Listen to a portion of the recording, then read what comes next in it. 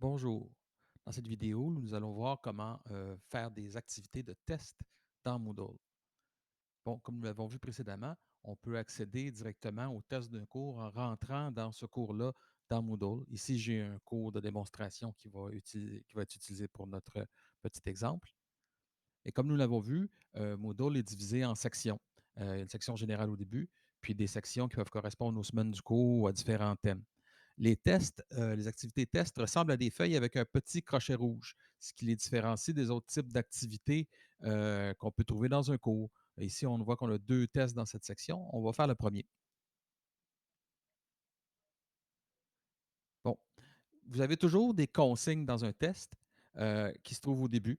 Et vous avez souvent, les enseignants vont vous donner un temps disponible pour faire le test et une période pour le faire. Là, ça va entre le 2 juillet et le 2 août. Et ça veut dire que vous avez un mois pour le faire, mais vous avez 40 minutes si vous faites le test.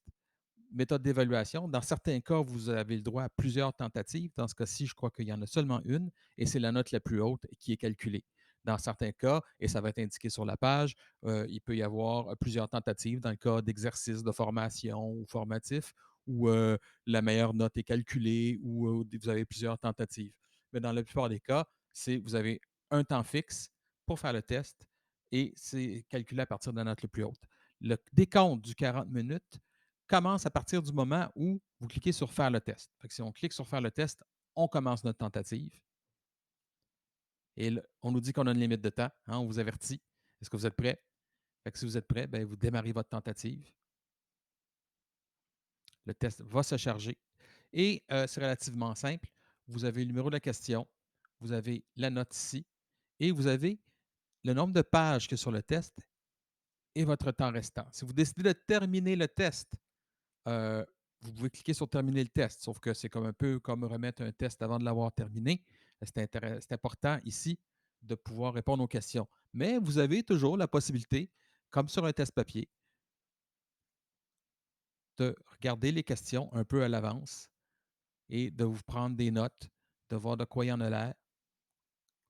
Notez que ça, c'est une fonctionnalité qui peut être désactivée par l'enseignant. Dans certains cas, on vous oblige à suivre une séquence. Fait que je peux soit revenir à la page précédente ou tomber directement dans la navigation et revenir à un. Bon, je vais faire le test. Ici, je vais répondre à la question. Je peux toujours, si je me trompe ou je ne suis pas certain, d'effacer mon choix. Non, je ne suis pas sûr. Je pense qu'en 70, c'est à Pierre Trudeau. Je vais à la page suivante. Ici, je peux avoir des questions différentes, des questions associatives. Je vais ici lui répondre. Je vais aller à la page suivante. Et si vous remarquez, si vous avez répondu aux questions d'un test, ben, il y a une petite marque ici dans la navigation. OK. Celle-là, c'est faux. Et cette dernière question, ben, elle est vraie. Là encore, vous voyez, c'est un démonstrateur. Et si on est à la dernière question, on peut cliquer sur terminer le test. Dans ce cas-ci, on ne prend pas trop de risques. On a répondu à toutes les questions, comme on voit ici, et on peut terminer le test. Je peux aussi cliquer aussi. Souvent, Moodle vous offre plusieurs options, mais dans les deux cas, ça termine le test. Fait que si on fait terminer le test,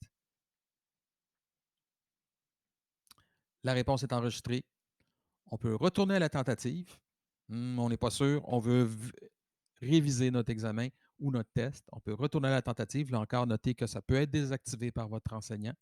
Ou on peut tout simplement faire tout envoyer et terminer. Et c'est important de cliquer sur terminer dans les activités d'évaluation dans Moodle.